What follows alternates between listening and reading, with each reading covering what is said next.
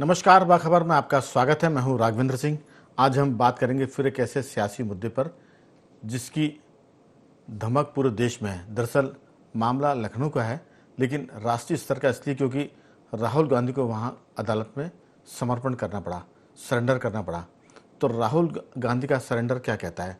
भारतीय राजनीति में बदजुबानी आम हो गई है, मन मर्जी आम हो गई है, और मैंने एक बार लिखा था कि फिर सियासत भी बदचलन हो गई है।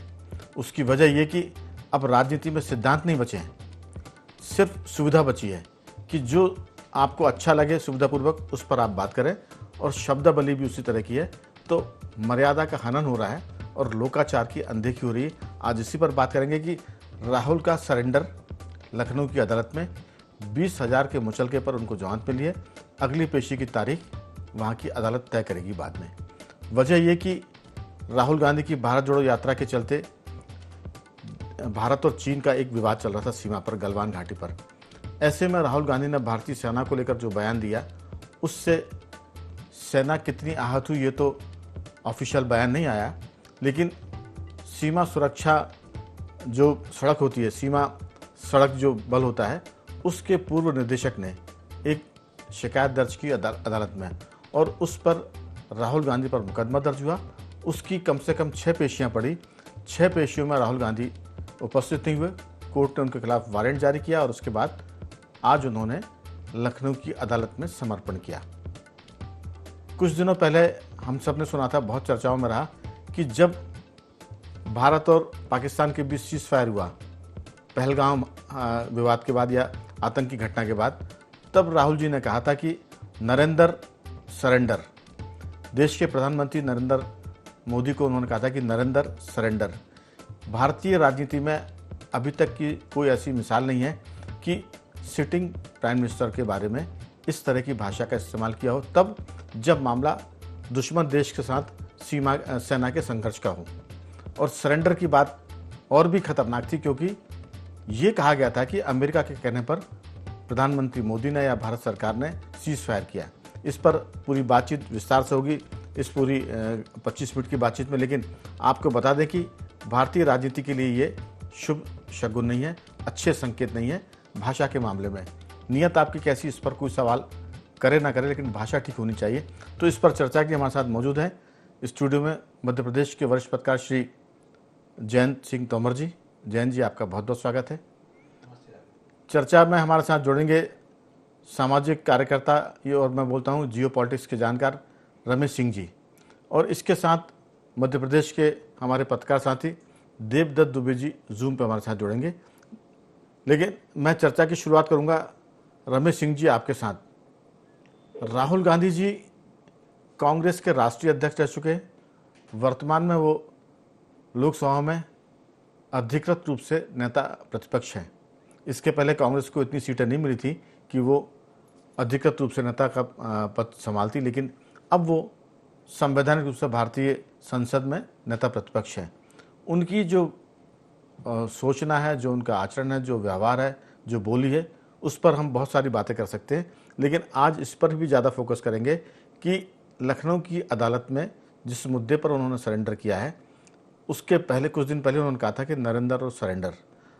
लगातार अपने बयानों से वापस पलटना, माफ़ी मांगना, अदालतों से उनको सजाएं मिलना और अदालत में सरेंडर करना, एक ऐसे लीडर का जो देश का प्रधानमंत्री बन सकता है या बनने की उम्मीद रखता है।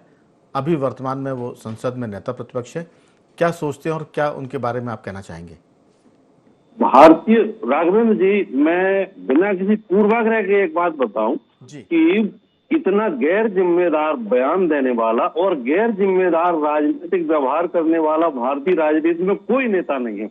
चाहे आप ममता बनर्जी को, क्षेत्रीय नेताओं को ले लीजिए, इतने गैर जिम्मेदार बयान कोई नहीं देता कि बार बार अदालतों को हस्तक्षेप करना पड़े और आपके बयान पड़ोसी देश उनको क्वेट करते हैं अपनी अंतर्राष्ट्रीय कूटनीति में, भारत को घेरने के लिए उन बयानों को कोट करते हैं।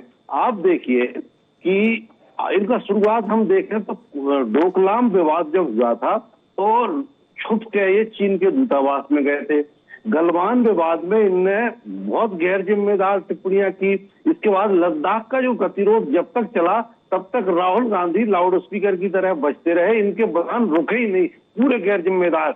और इनके बयानों को चीन ने पूरे गलवान के और लद्दाख के मामले में जितने भी बयान है, चीन ने उन बयानों को कोट किया अंतर्राष्ट्रीय राजनीति में। पाकिस्तान के मामले में पाकिस्तान में जितने भी मिलिट्री ऑपरेशन किए भारत ने, हो, उन सभी के सबूत राहुल गांधी ने मांगे, किसी ने नहीं मांगे सबूत। ममता बनर्जी मोदी सरकार की कट्टर आलोचक है, लेकिन इस मुद्दे पर वो भारत सरकार के साथ खड़ी रही, मोदी सरकार को पूरा समर्थन दिया, कभी कोई सबूत नहीं मांगा, कोई सवाल खड़े नहीं किए। अभी ये जो ऑपरेशन सिंदूर था, ऑपरेशन सिंदूर में जैसे नरेंद्र सरेंडर की बात करते हैं, या जो अमेरिकी राष्ट्रपति ने मध्यस्थता जो की उस मुद्दे पे भारत सरकार को घेरते हैं, तो अंतरराष्ट्रीय राजनीति में कोई भी मुद्दा हो, हर देश को कई देशों के राष्ट्राध्यक्षों से, कई देशों के विदेश मंत्रियों से फोन भी आते, बात करते। इस मुद्दे में, इसी मुद्दे पे पश्चिम एशिया के सभी देशों के फोन आए थे, सभी देशों ने इसमें दखल दिया। ऐसा नहीं होता कि आप अब आप अलग थलग रह के कोई अंतर्राष्ट्रीय राजनीति करते। तो डोनाल्ड ट्रंप ने फोन किया था, वहां के विदेश मंत्री ने फोन किया, वहां के उपराष्ट्रपति ने फोन किया, लेकिन जो नीतिगत फैसले है वो भारत सरकार ने अपने स्तर पर भारत के राष्ट्रीय और रणनीतिक कूटनीतिक हितों को मद्देनजर रखते हुए लिए थे। ये इतनी सी बात भारत के हर क्षेत्रीय नेता, छोटे छोटे नेता भी जानते हैं, सिर्फ राहुल गांधी को छोड़ के। राहुल गांधी ने चौकीदार चोर के मुद्दे पर सुप्रीम कोर्ट में ये फंसे थे। इसके बाद मोदी सरनेम के मामले पर तो इनकी सदस्यता चली गई थी। तो राहुल गांधी का ये रिकॉर्ड रहा है कि ये समझने के लिए तैयार है, न सीखने के लिए तैयार है। बार बार जब आप बैकफुट पे आते हैं अपने बयानों के कारण, आपके बयान आपकी राजनीति को प्रभावित करते हैं, आपकी पार्टी का सत्यानाश करते हैं, बावजूद ये सीखने के लिए वो असम के मुख्यमंत्री, क्या नाम उनका, उन्होंने एक बहुत अच्छी बात कही थी कि 50 साल की उम्र में ये राजनीति सीखते नहीं है। ये तो बच्चे जो बहुत कम उम्र में जो बच्चे, मेरे बच्चे हैं, मेरा लड़का है, राजनीति में या इस उम्र में सीख सकता है, ये बुढ़ापे में थोड़ी सीखेंगे। तो राहुल गांधी सीखने के लिए तैयार है, न समझने के लिए तैयार है। वो मतलब उनकी पार्टी का सत्यानाश कर रहे हैं, देश की कूटनीति का सत्यानाश कर रहे हैं, और पूरी पार्टी को, कांग्रेस को क्षेत्रीय दलों के सामने सरेंडर कर दिया। और ये राहुल गांधी हम मोदी पे आरोप लगाते हैं नरेंद्र सरेंडर। रमेश जी, बहुत सारी बातें, जैसे आपने कहा कि वो कहते हैं कि 50 साल की उम्र में राजनीति सीखने की उम्र नहीं होती, बच्चे भले। आपने असम के मुख्यमंत्री हेमंत विश्वा शर्मा की हम बात कर रहे थे, जो आपने जिक्र किया उनका। लेकिन अभी कुछ दिनों पहले ही गुलाम नबी आज़ाद का एक टीवी चैनल में एक इंटरव्यू, तो नहीं, कि किसी टीवी चैनल के प्रोग्राम में उन्होंने कहा था कि राहुल गांधी मेरे मित्र के बेटे हैं, मैं उनसे बहुत स्नेह करता हूं, और ये भी कहता हूं कि भगवान उनको दीर्घायु करें। लेकिन ये भी उन्होंने साथ में जोड़ा कि उन्हें वही काम करना चाहिए जो उनको आता है। तो सवाल ये है कि गुलाम नबी आज़ाद ने कुछ इस तरह की बातें की तो वो पार्टी से बाहर, पार्टी छोड़ के चले गए। अब इस समय शशि थरूर निशाने पर है, क्योंकि जो घटना हुई थी पहलगांव की, उसके बाद ऑपरेशन सिंदूर चला, उस मुद्दे पर कांग्रेस की तरफ से सरकार ने शशि थरूर को चुना और वो दुनिया भर में भारत का पक्ष रखने गए। अब भारत के साथ खड़े होने वाले शशि थरूर राहुल गांधी और कांग्रेस के निशाने पर है, और उनके राष्ट्रीय अध्यक्ष ने तो काफ़ी तीखी टिप्पणियां भी की उनके बारे में। खड़गे साहब की हम बात करें, लेकिन सवाल यही है कि क्या सेना से सबूत मांगे जाएंगे, क्या ऐसी बयानबाजी की जाएगी जो दुश्मन देशों के लिए एक तरह से मददगार साबित हो। एक तो होता है देश की खिलाफत करना, एक होता है देश के दुश्मनों के हिसाब से सवाल करना, ये भी देश की खिलाफत ही है। मुझे लगता है कि जाने अनजाने में राहुल गांधी यही सब काम कर रहे हैं। मैं तो कई बार चर्चा में कहता हूँ, और अभी बातचीत हो रही थी तो मैं जैन जी से पूछ रहा था कि पता नहीं राहुल गांधी के कौन से संवाद लेखक है। फिल्मी दुनिया में 2 जोड़ी बड़ी मशहूर हुई है, सलीम और जावेद की, जिन्होंने शोले फिल्म के संवाद लिखे, और महाभारत में भी राही मासूम रजा मेरे ख्याल से वो थे जिन्होंने महाभारत लिखी और इस पर काम किया। अब राजनीति में कौन से संवाद या लेखक मिल गए हैं राहुल गांधी को राजनीति में, जो इस तरह की बयानबाजी उनसे कराते हैं। देवदत्त जी, प्रश्न ये नहीं है कि राहुल गांधी ने अदालत में सरेंडर किया, प्रश्न ये है कि आप संवैधानिक किसी भी संस्था को छोड़ नहीं रहे हैं, चाहे वो सुप्रीम कोर्ट हो, चाहे वो चुनाव आयोग हो, या फिर प्रधानमंत्री पद या राष्ट्रपति का पद हो। क्या सोचते हैं राहुल गांधी का अदालत में सरेंडर ये एक घटना है, लेकिन उनके बयान गंभीर थे जिस पर ये सब कुछ हुआ, आपकी राय? जी, देखिए, राहुल गांधी एक राष्ट्रीय दल के नेता हैं, तो उन्हें तोल मोल कर बोलना चाहिए था, क्योंकि वो समझते होंगे कि तीर कमान से बात जवान से निकलती फिर वापस नहीं आती, और उनके बयानों की एक लंबी श्रृंखला हो गई है। जब उन्होंने बयान दिए और फिर कोर्ट में माफी मांगी, एक दो नहीं अनेकों घटनाएं हो गई। तो कोई आदमी एक बार, दो बार, तीन बार ऐसा हो जाए, फिर उसमें वो होता है कि ये सावधान हो जाए, सोच समझ कर बोलें, लेकिन ये हो नहीं पा रहा है। इसीलिए तमाम तरह के प्रश्न चिन्ह मीडिया और आम जनता तक अब लगाने लगी कि कैसे ऐसे बोलते हैं, क्योंकि बात बिगड़े बोल कौन बोलता है? जो राजनीतिक व्यक्ति परिपक्व होता है वो तो ऐसी बातें नहीं कहता, वो तो गंभीर होता है, इशारों में अपनी बात कह देता, या उसकी बात जो होती है तर्कों और तथ्यों के आधार पर होती है, व्यक्तिगत नहीं होती। वो एक पार्टी लाइन पे जिस पे आप पक्ष या विपक्ष उसके अनुसार होती है। लेकिन राहुल गांधी लगातार इस तरह का कर रहे हैं, और फिर ऐसा बोलना चाहिए कि आपको कोर्ट में न जाना पड़े, वहां माफी न मांगना पड़े। आप कह भी देते हैं माफी नहीं मांग, फिर भी मांग लेते हैं। तो कैसे उस दल का नेता राष्ट्रीय तौर पर उभरे, और कैसे, जबकि लोकतंत्र में तो ये होता है कि विपक्ष का मजबूत होना जरूरी है, लेकिन अभी इस तरह की लड़ाई यदि होगी तो बड़ा मुश्किल हो जाएगा। इनको एक बार तय करना चाहिए कि हम क्या बोलें। इतने सारे मुद्दे हैं, क्या व्यक्तिगत अटैक करना, वो भी ऐसा प्रधानमंत्री पद के लिए? बहुत सारे मुद्दे हैं जो जिन पे आप अटैक कर सकते, घेर सकते। दलों में जो सत्ताधारी दल के खिलाफ तो वैसे ही बहुत बोलने का होता है, तो उन मुद्दों पे बात करना चाहिए जो बुनियादी है और जो जनता से जुड़े हैं। और मुझे लगता है कि इस तरह की जो और भाषा बात है, भी, अगर आप किसी को अपशब्द भी कह रहे हैं तो वो शालीन होना चाहिए। एक कहावत है, मैंने, कहावत तो नहीं है, एक बहुत मशहूर कवि हैं लोढ़ा जी, जो कहते हैं कि हमारे राजस्थान में तो हम गाली भी बहुत संयम से देते हैं। एक उन्होंने किस्सा सुनाया था कि उनके पिताजी एक बार ट्रेन में सफ़र कर रहे थे, और सफ़र करते वक्त उनकी सीट पर कोई दूसरा सज्जन आकर बैठ गए। वो उठ के गए थे वॉशरूम तक, लौट कर आए तो देखा कोई और बैठा हुआ सीट पर। तो उन्होंने पूछा कि भैया आपका नाम क्या है? उन्होंने कहा श्यामलाल। बोले आपके पिताजी का नाम? बोले रामलाल। तो उन्होंने कहा कि भैया ये रामलाल जी की सीट नहीं है, आप उठ जाइए। वो ये भी कह सकते थे कि तुम्हारे बाप की सीट नहीं, कैसे बैठ गए? तो सवाल है कि आप शालीनता से जो मर्जी चाहे बोल दें, लेकिन अगर आप इस तरह की बात करेंगे, ये जो मामला है जैन जी, दरअसल कुछ दिनों पहले उन्होंने कांग्रेस की बैठक में कहा था कि हमें रेस के घोड़े चाहिए, बारात के घोड़े नहीं चाहिए, और लंगड़े घोड़े भी को हम बाहर कर देंगे। अब घोड़े गधों से अगर आप तुलना करके अपने कार्यकर्ताओं को समझाएंगे तो कोई दिक्कत नहीं, समझा सकते, लेकिन इससे मैसेज जो जाता है वो फिर आप सोचे कि अच्छा मैसेज जाएगा, ये मुझे लगता है कि इस पर लोग थोड़ा सा सवाल खड़े कर सकते हैं, क्योंकि सारा खेल तो भाषा का है। संसद के भीतर अगर आप 12-15 सालों से हैं, 10 साल से, और आपकी भाषा, आप उस परिवार से आते हैं जिसमें आपकी रगों में राजनीति दौड़ती है। आपके पिताजी, आपकी माँ 10 साल तक अघोषित रूप से भारत सरकार की एक तरह से मुखिया रहीं, आपके पिताजी प्रधानमंत्री रहे, दादी प्रधानमंत्री रही, फिर दादी के पिताजी देश के प्रधानमंत्री रहे, आज़ादी की पार्टी। तो ये जो सब चीज़ें हैं ये क्या बताती, क्योंकि कोर्ट ये भी कह चुका है जैन जी कि राहुल गांधी को भूगोल और इतिहास का ज्ञान नहीं है, तो कृपा करके इस पर वो टिप्पणी ना करें, क्योंकि सावरकर जी के बारे में उन्होंने कुछ कहा था, इस पर भी कोर्ट ने उनके खिलाफ टिप्पणी की थी। तो ये बहुत सा अदालत ने बोल दिया कि इनको ज्ञान नहीं है इन चीज़ों का, उस पर ना बोलें। तो किस ढंग से देखते हैं कि क्या कुछ बदलाव आएगा राहुल जी में, या गाड़ी इसी ढर्रे पर चलेगी जो चलती आ रही है?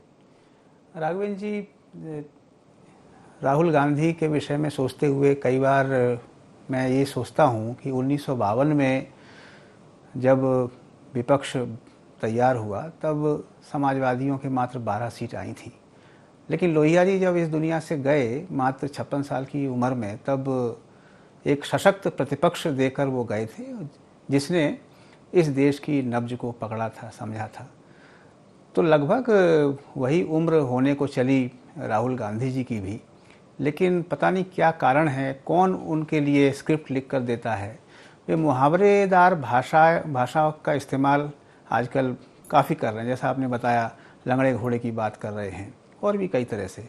तो ये मुझे लगता है कि वो भारतीय समाज और उसके मन को वो ठीक से अभी भी नहीं समझ पाए हैं, अभी भी वो अंग्रेजी में ही सोचते हैं और इसी कारण से वो भारत को ठीक से समझ नहीं पा रहे हैं। इसके साथ ही राहुल गांधी जी अब कब परिपक्व होंगे, इतना लंबा समय हो गया। चांदी की चम्मच मुंह में लेकर वो इस दुनिया में आए। तमाम इस देश के एक से एक बड़े बड़े नायक वो सामान्य साधारण घरों से पैदा हुए थे और कितने शालीन ढंग से उन्होंने राजनीति की, एक से बढ़ के एक नाम आते हैं। सार्वजनिक जीवन में तो सबसे महत्वपूर्ण चीज़ है शालीनता और मर्यादा, और आप देश की बात को खास तौर पे प्रतिपक्ष के नेता के रूप में बहुत ही कायदे के साथ रखें। लेकिन लंबे समय से, आखिरी बात इस कड़ी में मैं कहना चाहूँगा कि सब नेता तो एक एक करके जा रहे हैं। कोई कह रहा है कि इनके कारण जो है जाना पड़ रहा है, कोई कह रहा है कि लिखवाया जा रहा है कि राहुल गांधी प्रधानमंत्री बनेंगे, लिख के दे दीजिए तो आपको माफ़ कर दिया जाएगा। एक एक करके सब। शशि थरूर का आपने जिक्र किया, अंतर्राष्ट्रीय पटल का इतना बड़ा संयुक्त राष्ट्र संघ में जो व्यक्ति रहा है, उसका आप कोई उपयोग नहीं कर रहे और देश की सरकार उपयोग कर रही है तो आपको दिक्कत है। तमाम नाम हैं, कुल मिला के कपिल सिब्बल ने एक बार कहा था कि घुड़साल के सारे घोड़े चले जाएंगे तब समझ में आएगा क्या। तो राहुल गांधी को अभी भी समय है, लेकिन उन्हें ज़मीन से जुड़ना पड़ेगा। अब वो ज़मीन से जुड़ने के लिए तो यात्राएं कर रहे हैं, कभी भारत जोड़ो यात्रा करते हैं, कभी जो कुछ कर रहे हैं वो ज़मीन से जुड़ने की कोशिश कर रहे हैं, लेकिन हम कहेंगे कि उनकी कोशिश पर कोई संदेह नहीं है। फिर एक मैं किस्सा सुनाऊंगा कि जंगल में लोकतंत्र आया और चुनाव हुए और बंदर चुनाव जीत गया और शेर चुनाव हार गया, और जंगल में आग लगी तो सारे जानवरों ने कहा कि लोग आग से जल रहे हैं, बंदर से कहा कि तुम बचाओ, कुछ इंतजाम करो। अब बंदर अपनी फितरत के मुताबिक एक डगाल से दूसरी डगाल, एक पेड़ से दूसरे पेड़ पर कूद रहे हैं और जंगल में आग लगी, लोग जान बचा के भाग रहे हैं, कोलाहल, चीख पुकार चित्कार मची हुई है। जब लोगों ने उसे डांट कर कहा कि तुम बचाते क्यों नहीं हो, तब वो कहता पसीना पसीना होते हुए कि जो मुझे काम आता है उसमें मैं कोई कमी रख रहा हूँ क्या? बंदर हूँ, कूदना आता है तो कूद रहा हूँ यहाँ से वहाँ, जो काम मैं कर सकता हूँ उसमें मैं पूरी ताकत से काम कर रहा हूँ। तो राहुल गांधी जी को जो काम आ रहा है वो पूरी ताकत से कर रहे हैं। अब ये पार्टी का मामला है कि वो जंगल का लीडर किसको बनाती है, किसको नहीं बनाती है। हालांकि कांग्रेस के लीडर तो खड़गे जी हैं, लेकिन सवाल वही है कि क्या सेना के काम पर सवाल खड़े करेंगे, क्या देश के प्रधानमंत्री को सरेंडर करने का बोलेंगे। अगर ये सरेंडर करने की बात होगी तो मैं इस बात का जिक्र नहीं करना चाहता, लेकिन संक्षेप में बताऊंगा कि 1971 के युद्ध में भारत पाकिस्तान के खिलाफ एक तरफा जीता था। 93,000 से ज़्यादा पाकिस्तानी जवान आर्मी ने समर्पण किया था। हम चाहते तो जो कुछ चाहते वो कर देते, लेकिन देश की प्रधानमंत्री, जिनको हमने लोह महिला कहा, दुर्गा कहा, जब शिमला समझौते पर बातचीत हुई तो हमने सारी जीती हुई चीज़ लौटा दी। सरेंडर ये इसको भी कहा जा सकता है, हमने जीतने के बाद सब कुछ लौटा दिया और पाकिस्तान को कुछ भी नहीं खोना पड़ा। बांग्लादेश जरूर बढ़ गया, लेकिन उनको सब चीज़ें मिल गई वापस जो भारत की सेना ने असाधारण पराक्रम करके हासिल की थी। तो बहुत सारी बातें। रमेश जी, आपकी राय, ये जो राहुल गांधी का मामला है कि वो विदेश में जाकर कहते हैं कि भारत में लोकतंत्र खत्म हो गया है, कभी कहते हैं कि दुनिया का सबसे बड़ा लोकतंत्र भारत है और सबसे पुराना लोकतंत्र अमेरिका है, तो अमेरिका भारत में लोकतंत्र बचाने के लिए मदद करे, इस तरह की टिप्पणियों को आप क्या बोलेंगे, क्या कहेंगे? राघवेंद्र जी, राहुल गांधी की प्रत्येक विदेश यात्रा विवादास्पद होती है। वो अपनी विदेश यात्रा, मैं तो आश्चर्यचकित हूँ कि उनको विदेश यात्राओं में देश के कूटनीतिक पक्ष को मजबूत करना चाहिए था। देश के नेता प्रतिपक्ष और भारत की सबसे बड़ी राजनीतिक पार्टी के सबसे मुखिया है वो, और उनके विदेश जाने के बाद देश का कूटनीतिक जो माहौल है वो मजबूत होना चाहिए था। लेकिन अफसोस की बात है कि उनकी हर विदेश यात्रा के बाद देश कूटनीतिक तौर पर पिछड़ जाता है। भारत सरकार को, भारत के विदेश मंत्रालय को सफाइयां देनी पड़ती है और उनके बयान देश के जो विदेशी दुश्मन है हमारे, उनको मदद करते हैं। जो अमेरिका में जो खालिस्तानी है, अमेरिका में जो डीप स्टेट है, चीन के जो कॉकस है, पाकिस्तान के कॉकस है, वो इनसे मुलाकातें करते हैं और उस मुलाकात का भारत के विरुद्ध इस्तेमाल करते हैं। आप ये देखिए कि इस देश में शायद है कि कोई दूसरा नेता हो जिसके विरुद्ध इस देश की अदालतों ने इतनी सारी टिप्पणियां की हो। ये कांग्रेस के नेताओं को, कांग्रेस के कार्यकर्ताओं को भी सोचना है और इस देश का जो बौद्धिक वर्ग है वो तो देख ही रहा है। अच्छा, कांग्रेस को इस देश की जितनी भी राजनीतिक पार्टियां हैं उनमें कांग्रेस एकमात्र ऐसी पार्टी है जो लगभग खाली होने के कगार पर चली गई है और उसका एकमात्र कारण है राहुल गांधी के बयान और राहुल गांधी का व्यवहार। लोग कांग्रेस के नेता जब देखते हैं कि इस भैया के बयानों से कांग्रेस का सत्यानाश हो रहा है और कभी सत्ता में आने के आसार ही नहीं है, वो एक एक करके छोड़े जा रहे हैं। और अब वो शशि थरूर जो कि कूटनीतिक मामलों का सबसे जबरदस्त जानकार आदमी है, जिसने ऑपरेशन सिंदूर तो भारत के पक्ष को विदेशों में बड़ी मजबूती के साथ रखा, उसको भी ठुकराने की स्थिति में आ गया। उसकी जितनी बेइज्जती कांग्रेस ने की है किसी ने नहीं की होगी। बिल्कुल, तो यही सवाल है कि आप देश के बारे में जो कुछ कह रहे हैं उस पर पूरा देश सुन रहा है, दुनिया सुन रही है, लेकिन आप पार्टी को भी कमजोर कर रहे हैं। तो ये कांग्रेस का अंदर का मामला, लेकिन हम उन बातों पर बातचीत करना चाहते हैं जो देश की अदालत बोल रही है, जो देश के भीतर राजनीति में चर्चा का विषय बनी हुई है। एक और देवदत्त जी, भारतीय लोकतंत्र में संसद के भीतर पहली ऐसी घटना हुई जब एक राष्ट्रीय पार्टी के अध्यक्ष ने अपना भाषण खत्म करने के बाद वो जो बीच गर्भगृह होता है उसकी सीमा को लांघा, प्रधानमंत्री के पास गए और उनसे गले मिले और ज्योतिरादित्य सिंधिया की तरफ देखकर आंख मारी। ये भारतीय इतिहास में न पहले कभी हुआ था, न आगे कभी होगा, क्योंकि जब ये घटना घटी तब भी लोगों ने कहा कि उनको संसदीय आचरण उनको नहीं आता है, उसको संसदीय ज्ञान नहीं है। आखिर हम किस तरह की परंपरा को आगे लाना चाहते हैं। अंतिम बात में कहूँगा कि जब इमरजेंसी लगी थी उसके पहले संजय गांधी जब चुनाव जीत कर आए, संसद में उनकी टीम पूरी जीत कर आई, वो हलो हाय और इस तरह की अंग्रेजी वाली जो सभ्यता थी उसको लेकर आए थे। अब राहुल गांधी पता नहीं किस ट्रैक पर हैं, मैं उस पर ज़्यादा टिप्पणी नहीं करूँगा, लेकिन जो कुछ घटित हो रहा है उस पर पूरा देश विपक्ष की सियासत को लेकर चिंतित है। आपकी छोटी सी टिप्पणी। जी, जो भारतीय लोकसभा बड़ी समृद्ध और ऐसी गौरवशाली है, जहां एक से एक विद्वान और ऐसी चर्चा होती रही गंभीर, ऐसे तीखे आरोप एक दूसरे पर लगाते रहे, कैसे उखाड़ी है सरकारों को। लेकिन ये दौर वाकई में इसलिए चिंताजनक है कि ऐसी समृद्ध लोकसभा में जब एक दल का, राष्ट्रीय दल का नेता यदि ऐसी करता है तो स्वाभाविक सबका ध्यान जाता है कि आखिर ये कैसे हो, क्योंकि लोकतंत्र में तो सत्ता और विपक्ष दो पहिए होते हैं, जो बहुत मजबूत होना दोनों का जरूरी है, गंभीर होना जरूरी है। तो इस कारण तो ये बहुत ही दिक्कत कई बार होती है कि इस तरह की कैसे ही कर सकते हैं, क्योंकि वो आज नेता प्रतिपक्ष हैं, लोकसभा में प्रतिनिधित्व कर रहे हैं नेता प्रतिपक्ष। तो अब तो उनको उस शैली का उपयोग, हम कह रहे हैं आक्रामक छवि बनाना तो मुद्दों पे बनाओ ना। मैंने पहले भी कह चुका हूं, सरकार के खिलाफ बहुत मुद्दे होते हैं, आप उनकी खोज करिए, उस पर सरकार को घेरिए, तब जाके परिपक्वता बनेगी या आपकी दल की इमेज बनेगी।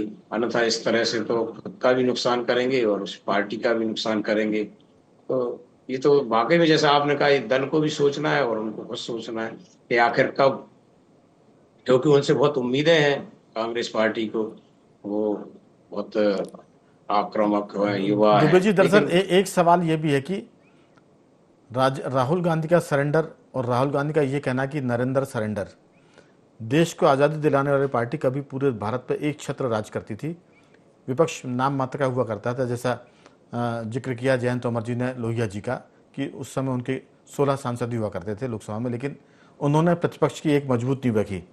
लेकिन आप देखिए कि जो कांग्रेस पूरे देश में छाई हुई थी, एक एक राज्य से वो बाहर हुई और उस राज्य में उसने अपने से बहुत छोटे छोटे दलों के सामने सरेंडर किया सीटों के बंटवारे को लेकर।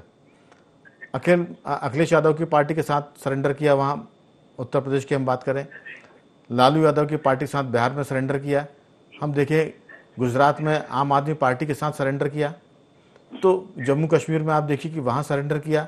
तो पार्टी के सरेंडर की सीमा नहीं है, हर जगह राहुल गांधी के नेतृत्व में कांग्रेस सरेंडर करती जा रही है। लेकिन वो युवा तुर्क बनने की कोशिश कर रहे हैं। अगर युवा तुर्क आप बन रहे हैं और निशाने पर तीर नहीं चला रहे हैं तो फिर आपकी सेना ही उसमें मारी जा रही है, कांग्रेस ही कमजोर हो रही है। लोग आपके बारे में तय कर रहे हैं कि आप किस ट्रैक पर जा रहे हैं। जयंत जी, आपकी इस पर टिप्पणी की, सरेंडर का जो उन्होंने बात की थी कि नरेंद्र सरेंडर, तालियां तो बज गई, लेकिन अब अदालत में वो सरेंडर कर रहे हैं, ये ज़्यादा खतरनाक है बजाय वो भाषण के। आपकी राय? राघवेंद्र जी, हम तो ये सोचते हैं कि कांग्रेस अब कितने राज्यों में बची हुई है, 3 राज्यों में बची हुई है, और आप कब से जो है केंद्र की सत्ता को खो चुके हैं। मध्य प्रदेश में आपकी सरकार कब से नहीं आई है।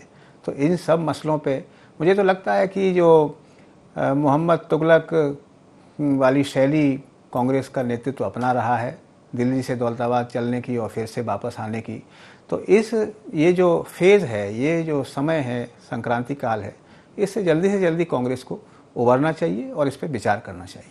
अंत में सिर्फ एक बात इसको बोलूँगा, ये किसी के लिए नहीं है, सिर्फ इसको समझने की कोशिश हम कर रहे हैं कि एक पंडित जी ने किस्सा सुनाया कि शंख और मूर्ख दूसरों के फूंकने से बचते हैं, और अगर आपको किसी ने कान में कह दिया और आपने वो भाषण दे दिया तो ये भी मूर्खता है, और शंख तो बचता ही है दूसरे के फूंकने से। एक और कहावत है जो मालवा में चलती है कि जब आपका पेट खराब हो, आपको दस्त लग रहे हो, तो कृपा करके शंख न बजाइए। तो जब राजनीति में आप कमज़ोर पड़ते जा रहे हो, तो फिर आपको बजाय शंख बजाने के दूसरों की बातों पर संयमित ढंग से सोचने की ज़रूरत है, शांति से, गंभीरता से, और देश की राजनीति को एक ऊंचाइयों पर ले जाने की जरूरत है, ना कि सड़क छाप भाषा का इस्तेमाल करके।